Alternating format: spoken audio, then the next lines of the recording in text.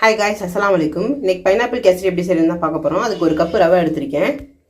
First ரவையை வறுத்தெடுத்துக்கலாம். நல்லா வாசனை போகிற வரைக்கும் வறுத்தெடுத்துக்கலாம்.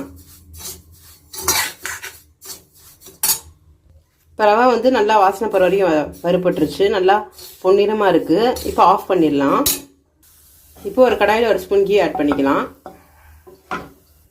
இப்போ கீ உருகிடுச்சு. கட் பண்ணி வச்சுருக்க முந்திரி ஆட் பண்ணிக்கலாம்.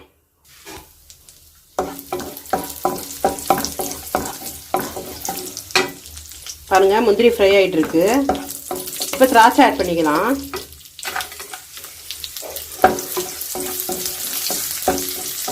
திராட்சை நல்லா பால்ஸ் மாதிரி உப்பி வரட்டும். இப்போ இதே கடாயில் பட்டை, கிராம்பு, ஏலக்காய் சேர்த்துக்கலாம். நான் ஈச் 2 சேர்க்குறேன்.